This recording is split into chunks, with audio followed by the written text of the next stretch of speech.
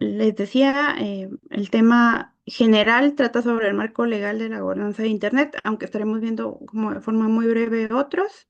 Y en general, traté de hacer esta presentación bastante general porque entiendo también que a veces como el sistema legal puede ser incluso un poco tedioso para algunas personas o puede ser complicado de entender y demás.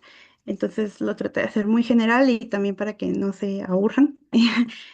Igual pueden hacerme comentarios y trataré de estar atento a ellos. Y bueno, antes de iniciar con la sesión, el objetivo de esta es tener una visión muy general acerca del marco legal, incluyendo sus enfoques de regulación, los espacios de gobernanza en los que podemos participar, los derechos humanos que tenemos y los retos en materia de jurisdicción, además de la desinformación de forma breve, enfocada en un caso de Panamá específicamente. Em, ok. Y los temas para abordar de forma breve son gobernanza de Internet, el marco legal de la gobernanza, los derechos humanos y la desinformación.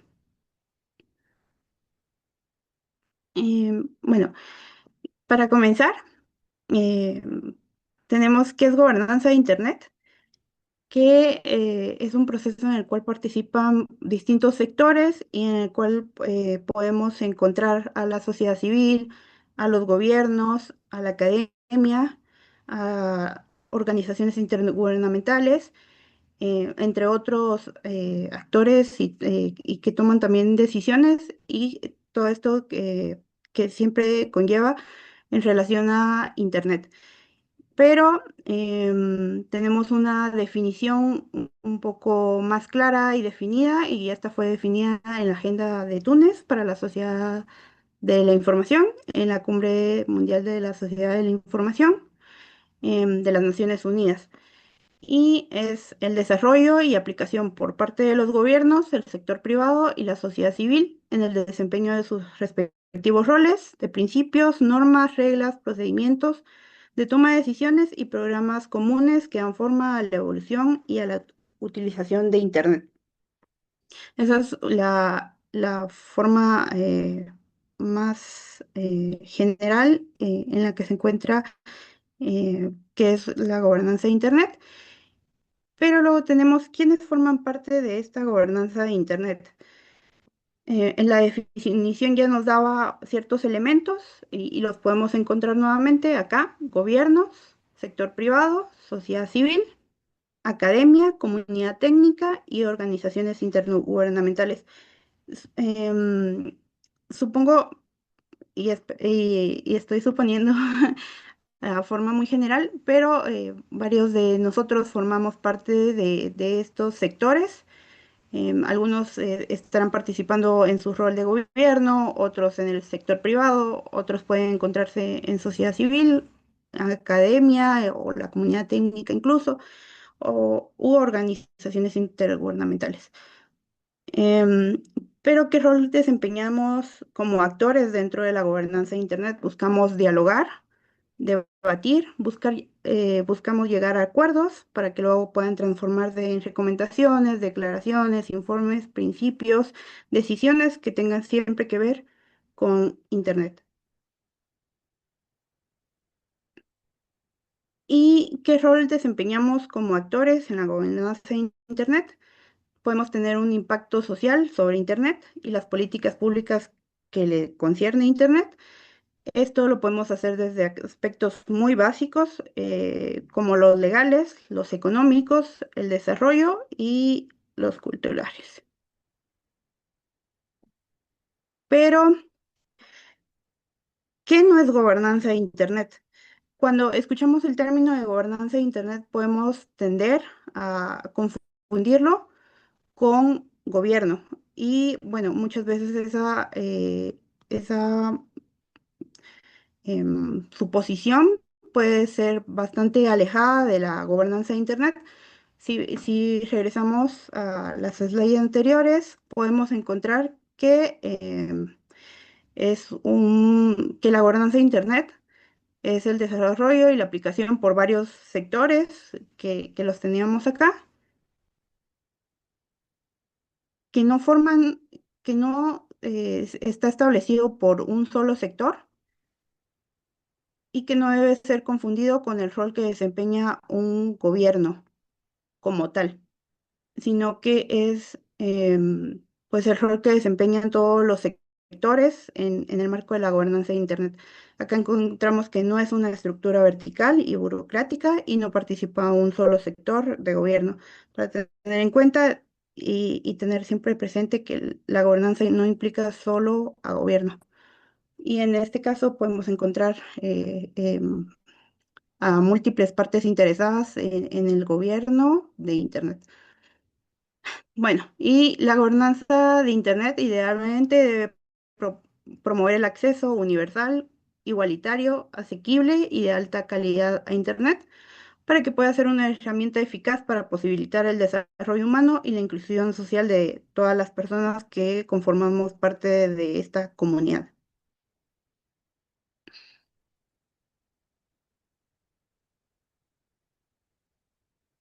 Y bueno, ahora teniendo un poco más clara la terminología de gobernanza de Internet, también tenemos los espacios de gobernanza en los cuales como personas podemos participar. Estos espacios pueden encontrarse a nivel global. Por ejemplo, el IGF, que el último que se celebró fue en Noruega en este año, en el 2025. Y bueno, el Foro de Gobernanza de Internet es una plataforma global que reúne a los sectores, que es convocada por Naciones Unidas y que busca debatir cuestiones de política pública relacionadas con la gobernanza de Internet. Este se trata de un espacio de diálogo abierto entre gobiernos, de sociedad civil, el sector privado, la comunidad técnica y las organizaciones internacionales. Pero también tenemos la Cumbre Mundial de las Naciones Unidas. Em, Estos son algunos de los espacios, realmente no coloqué todos, son ejemplos de los espacios globales en los que podemos participar. Y supongo que algunas personas de las que se encuentran acá ya han participado.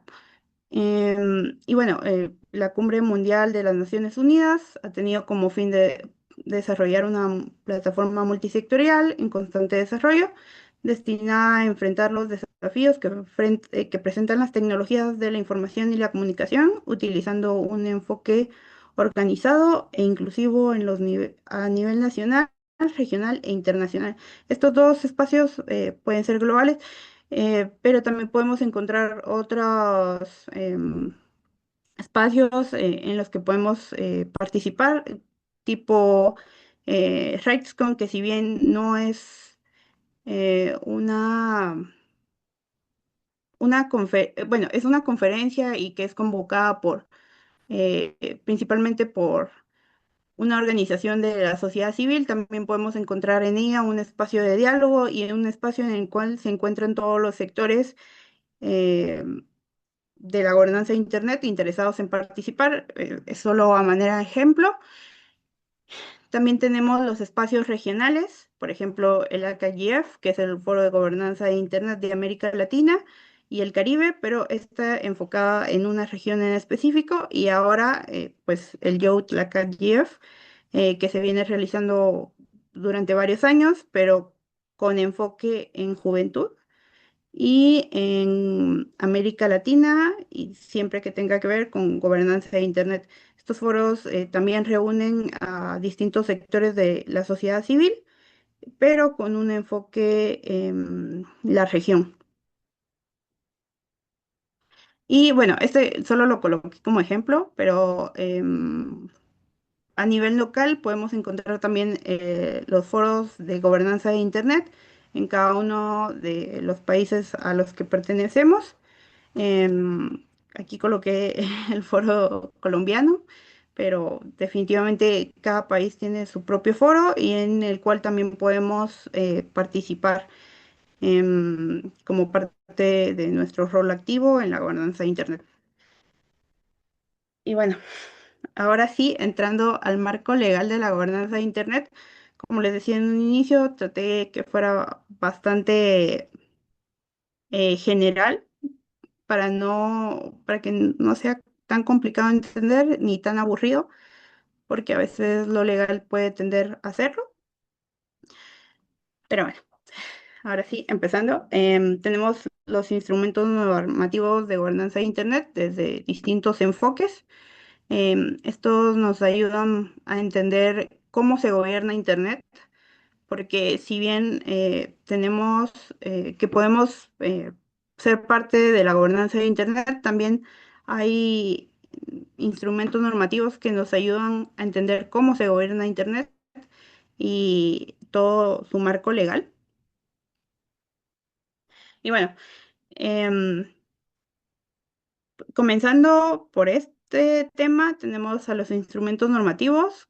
Estos pueden ser debatidos, discutidos, aprobados, em, y son aplicables a la gobernanza de Internet. Estos pueden ser a nivel local e incluso regional, y son reglas que estipulan comportamientos aceptados por la sociedad y sanciones que establecen castigos si las reglas no son cumplidas.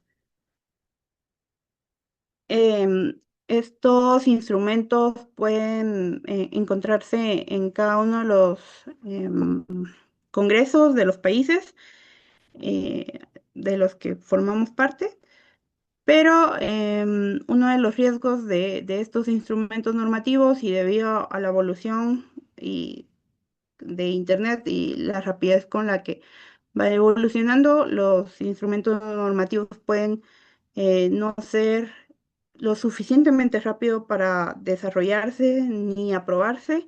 Entonces la normativa puede volverse obsoleta, incluso que entre en vigor, sin que entre en vigor debido a la velocidad del desarrollo de Internet. Por ejemplo, acá puse, así puedo acercar. Aquí puse un ejemplo. Este fue un artículo publicado en el 2024, en enero de 2024, y bueno, nos comenta un poco acerca de las regulaciones sobre la inteligencia artificial, y encontramos que alrededor de 69 países había propuesto para esa fecha más de 1.000 proyectos que tenían que ver con inteligencia artificial. Y eso fue solo en el 2024. Ahora, en este momento no tenemos como un dato exacto, pero definitivamente es un dato muy revelador en cuanto a cuántos proyectos de ley se están aprobando o se están discutiendo sobre inteligencia artificial, y esto solo es una parte de lo que podríamos encontrar un tema relevante para la gobernanza de Internet y por qué nos debería importar. Y bueno, aquí también puse otro ejemplo que tiene que ver con Perú. Ay, Para agosto de 2024 se habían presentado 17 proyectos de ley para regular la inteligencia artificial solo para el año pasado. Tengo entendido que hace poco se aprobó el reglamento de inteligencia artificial, pero de nuevo caemos a esto.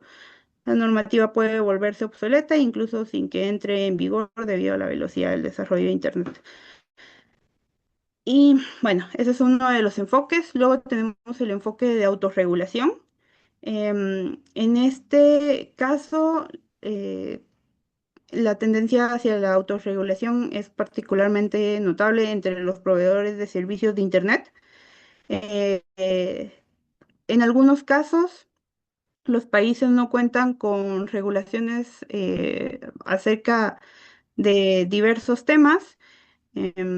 Entonces, por ejemplo, en el caso de los proveedores de servicios de Internet, cuando los países no cuentan con regulaciones que tengan que ver, por ejemplo, con la privacidad de sus clientes, con la protección de los datos, las empresas pueden tender a autorregularse para cumplir con estándares, ya sea empresariales de parte de ellos o estándares regionales y los que ellos aceptan como adecuados hacia los intereses que les conviene. Acá les coloqué uno de los ejemplos. Una de las desventajas, perdón, que encontramos en la autorregulación son las diferencias regulatorias entre países. Como mencionaba, algunos países pueden tener normativas claras sobre su protección y privacidad respecto a los datos personales, por ejemplo, de los que manejan y tratan los proveedores de servicios de Internet, pero estos pueden variar respecto a países. Pueden ser muy, muy diferentes en cuanto a países, pese a que es la misma empresa que está tratando los datos personales. Por ejemplo, aquí encontramos en Claro, en Guatemala, que al no existir una ley de protección de datos personales en Guatemala, em, encontramos que esta empresa tiene políticas, un poco de políticas que ellos han implementado a raíz de no tener una legislación adecuada, pero es muy distinta a la regulación que tenía Claro en Panamá. Ahora fue absorbida esta empresa por Más Móvil, pero estas eran las políticas con las que contaba Claro antes de que fuera absorbida por Más Móvil.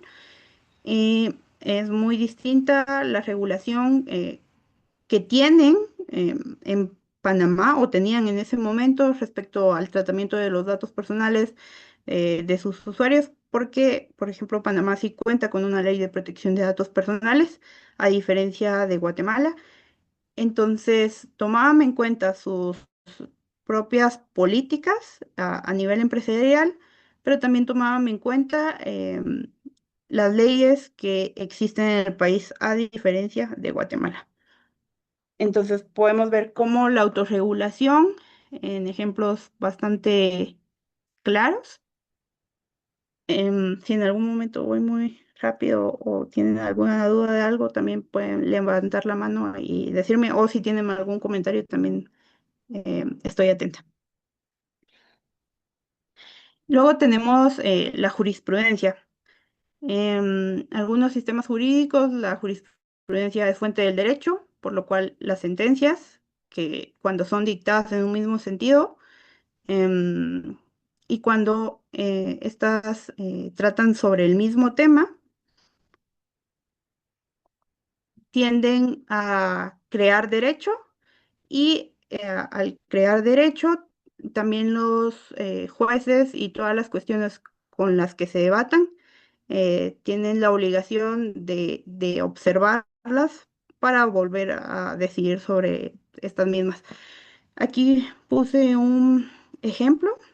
em, bueno, no sé si tuvieron conocimiento el año pasado, el antepasado, desde el año antepasado, en el 2023, se dio la tendencia a partir de ChatGPT, cuando los jueces empezaron a utilizar mucho em, en sus sentencias el uso de la inteligencia artificial para decidir sobre cuestiones que les eran sometidas. em, tendían a utilizar ChatGPT y bueno, hubieron casos como muy notables porque los mismos jueces o comentaban en algún momento en que ellos estaban utilizando inteligencia artificial para decidir o lo establecían en las propias sentencias. En el caso, por ejemplo, de Colombia, encontramos de que un juez en un caso sometido a su jurisdicción sobre tutela, un caso de un menor de edad en el cual estaba enfrentando problemas por un seguro. Afortunadamente la sentencia fue en un resultado positivo y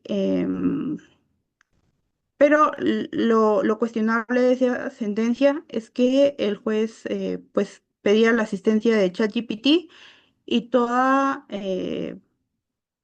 las preguntas que le realizó a ChatGPT para poder decidir fueron colocadas en la sentencia tal cual él las encontraba. Esto se los puedo compartir después en un documento, todos los links de los casos que les puedo ir mencionando para que lo tengan presentes y que también puedan investigar más acerca del caso.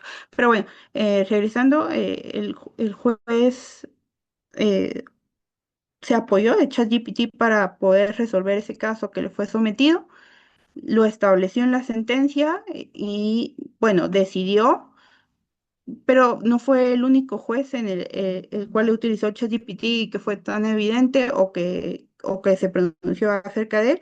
También hubo un juez en Perú y dos en México. Estos fueron casos del 2023. Pero justo en el 2024, la Corte de Constitucionalidad de Colombia, a raíz del caso del menor de edad, estableció que la inteligencia artificial no puede sustituir a los jueces humanos y que ya que las leyes no contemplan el uso de la inteligencia artificial en el Poder Judicial, la Corte decidió que se debe respetar el derecho a un juez humano como parte del debido proceso. Hay varios derechos en los que podría vulnerarse con el uso de la inteligencia artificial, por ejemplo, el derecho a no ser objeto de decisiones automatizadas, pero esto ya es un precedente que tenemos, que si bien no puede ser invocado en otros países como, por ejemplo, yo que soy de Guatemala, venir e invocar la jurisprudencia de Colombia, sí puede ser un referente para que nuestros jueces puedan determinar respecto a las referencias que nosotros les presentamos. No es una referencia que pueda ser vinculante o que pueda eh, tomarse en cuenta de forma obligatoria por un juez, porque como les decía, no es una jurisprudencia propia de mi país, pero por ejemplo en Colombia sí pueden alegar esto y qué derechos determinó la Corte que pueden invocar las personas en la defensa y siempre que se presenten pues casos muy similares, ¿verdad? Pero también, si bien no puedo invocar jurisprudencia de otro país, sí podría mirar hacia el sistema interamericano de derechos humanos, em, al cual la mayoría de países de la región de Latinoamérica forma parte. Ahora les voy a mostrar un video, pero cuando cuando los países aceptan la competencia y ratifican la competencia de la Corte Interamericana de Derechos Humanos a través, por ejemplo, de la Convención Americana sobre Derechos Humanos, están aceptando que la jurisprudencia que la Corte determina o de las sentencias que ellos van desarrollando pueden ser invocadas en el propio país, pese a que no es una jurisprudencia propia del país. Por ejemplo, si la Corte determinara, eh, o bueno, hay un caso del año pasado en que la Corte determinó una cuestión sobre la protección de los derechos, la protección de derechos humanos y respecto específicamente a la protección de los datos personales. En un caso de Colombia, ¿podría yo, siendo de Guatemala, invocar la jurisprudencia de la Corte Interamericana porque mi país aceptó la competencia de la Corte? Pero bueno, les pondré un video para que esto sea un poquito más claro y para no confundirlos respecto a ello. Denme un momento.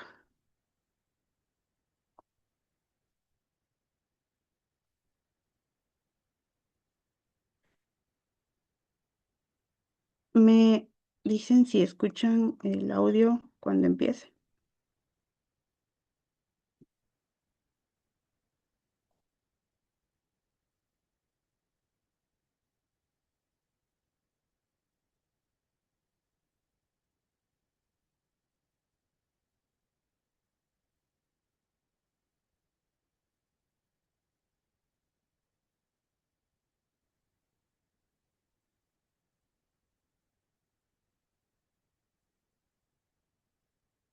Gracias por el aviso. Denme un segundo para ver. Mm,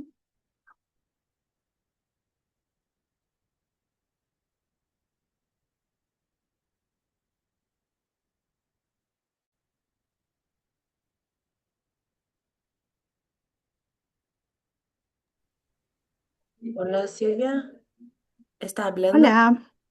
Porque no, Ujú. ahora sí, está listo. Vale, Es seguí. que estoy revisando cómo activar el audio del video, pero no tengo. Dale. Muchas gracias.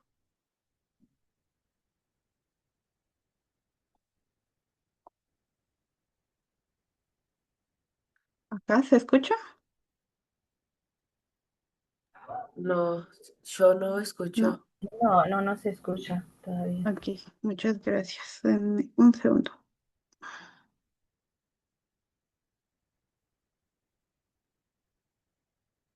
¿Cómo está ¿Y integrada acá? la Corte?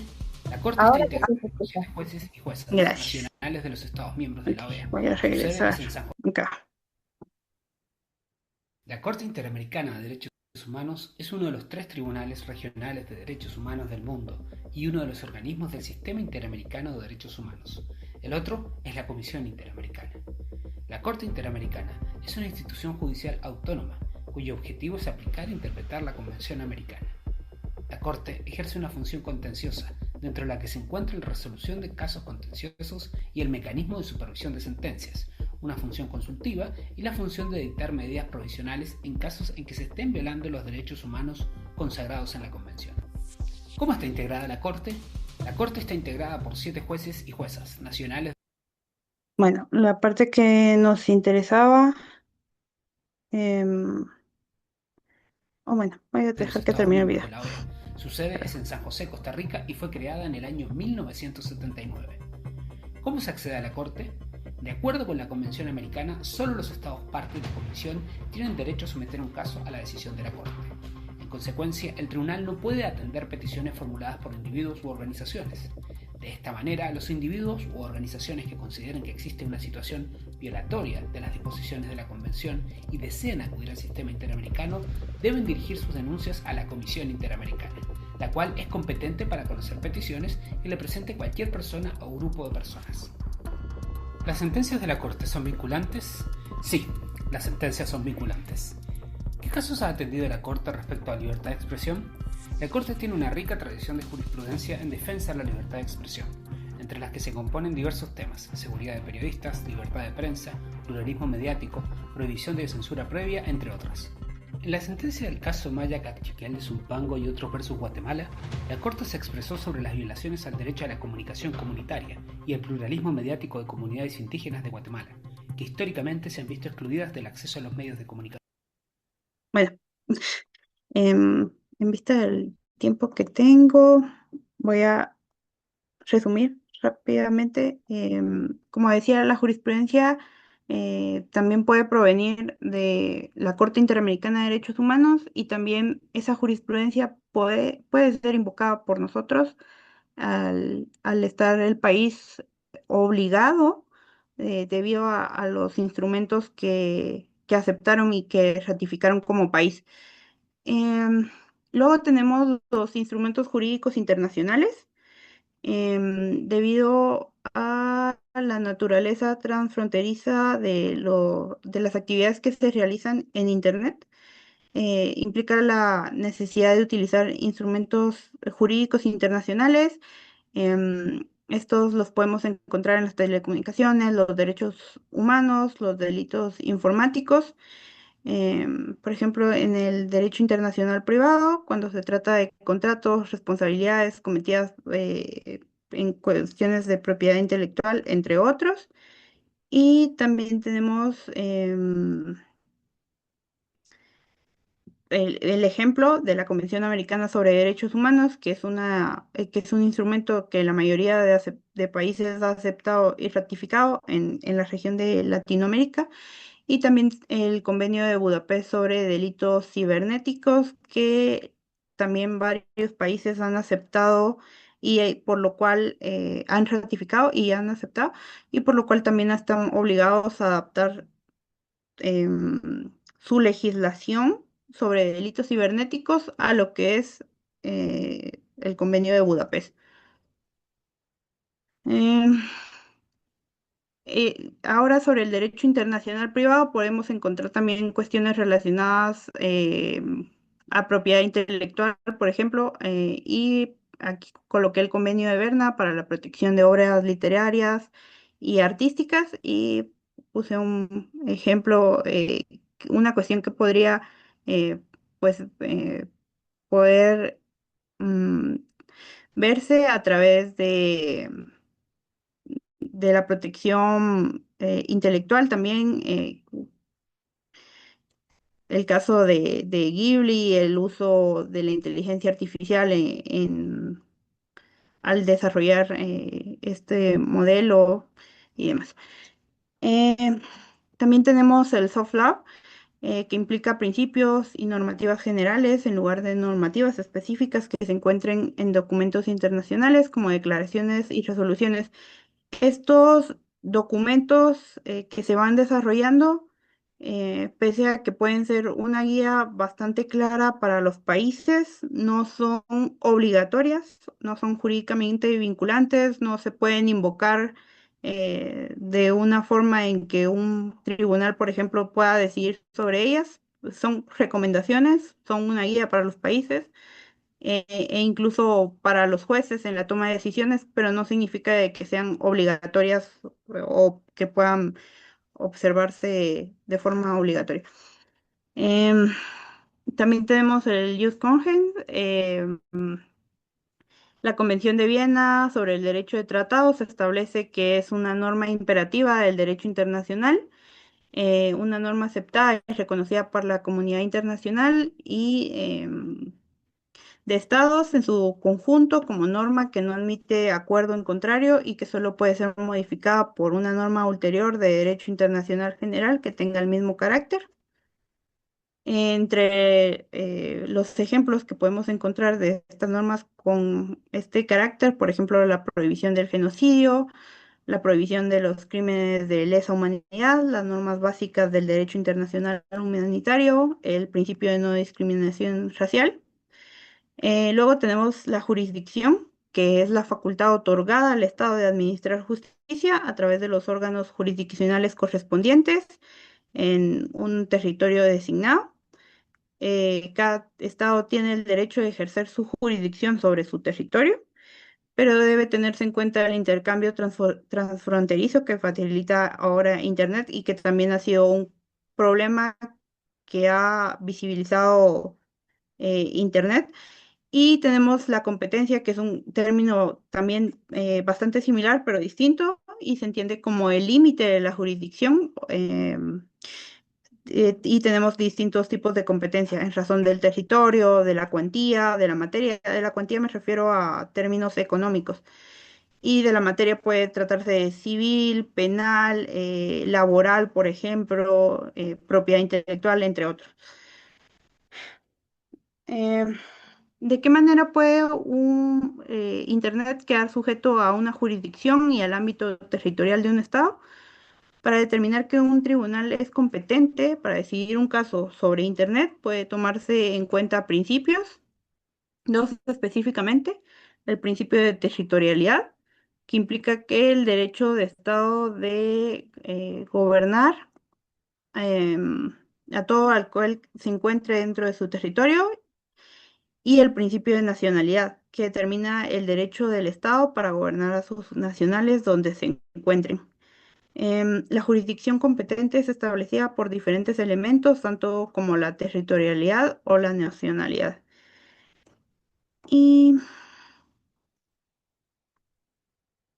En cuanto a la jurisdicción, yo les puse acá un ejemplo. Ustedes si entran a ver las políticas y las condiciones que implementa Instagram, podrían encontrar este aviso, que justo lo busqué para poder darles como un ejemplo un poco más claro. Si quisieran ustedes resolver un conflicto que tengan con Instagram, eh, pueden invocar las leyes del país donde residen en cualquier demanda que presenten contra ellos y que surja como consecuencia de las condiciones o en relación a ellas. Y también puede resolver su reclamación en cualquier tribunal competente del país que tenga jurisdicción. Es decir, que todos nosotros podríamos presentar un reclamo ante un tribunal que sea competente en nuestro país. Pero también en todos los demás casos aceptamos que la reclamación podría resolverse también de forma exclusiva en el Tribunal del Distrito de los Estados Unidos, del Distrito del Norte de California, o en un tribunal estatal ubicado en el condado de San Mateo. Aceptas someterte a la jurisdicción personal de cualquiera de estos tribunales con el propósito de litigar reclamación y aceptar también que las leyes del estado de California regirán estas condiciones. Eh, bueno, pueden ver más sobre ese acuerdo que aceptan en cada momento en que utilizan Instagram o los productos de Meta. Y por ejemplo, en el caso de, eh, aquí les coloqué una pregunta. No sé cuántos de ustedes utilizan Meta hay. Eh, mm, si quisieran decirme, estoy abierta a escucharlo y sin pena pueden hacerlo.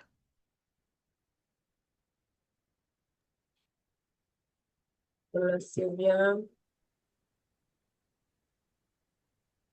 No sé Ok, pero eh, tenemos un momento para las preguntas y eh, sí, tal vez solo termino con oh, este caso de forma muy breve y ya podríamos pasar. Gracias y perdón. Yo les hacía esta pregunta porque, por ejemplo, si entran a Instagram y también a WhatsApp, ahí está este circulito en el cual ustedes pueden utilizar la inteligencia artificial de Meta, pero, por ejemplo, en la región de Latinoamérica no hay un proceso para oponerse. Esta, si bien es un recurso, ellos también implementaron la política de que nosotros todos los datos que nosotros estemos dando les servirán a ellos para desarrollar su inteligencia artificial, pero no hay una forma de oponerse en la región de Latinoamérica porque no existen leyes específicas y leyes acordes a las necesidades. Y en cambio, en Europa, como sí existe una ley un poco más robusta sobre, perdón, sobre protección de datos personales, las personas sí tienen como el derecho, o sea, en teoría todos podríamos tenerlo, pero ellos lo tienen, por decirlo así, reconocido para oponerse a que sus datos sean utilizados para el entrenamiento de la inteligencia artificial. Y bueno, el único país a nivel regional que sí puede oponerse al tratamiento de los datos personales y que ya lo hizo es Brasil por su ley de protección de datos personales y porque también tiene por ejemplo, una organización bastante activa que es IDEC, que es una organización que vela por sus consumidores. em, que se opusieron al tratamiento de los datos personales con fines de entrenar inteligencia artificial. Y aquí vemos como un ejemplo de la jurisdicción en el cual pues sí se pudo decidir sobre un caso que tenía que ver con Internet, que tenía que ver con protección de datos personales y que tenía que ver con la región.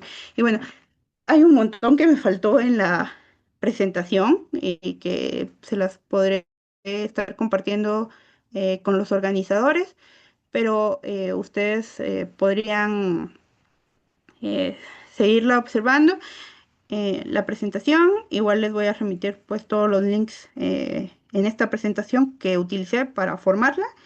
Y si tuvieran alguna duda también podrían escribirme.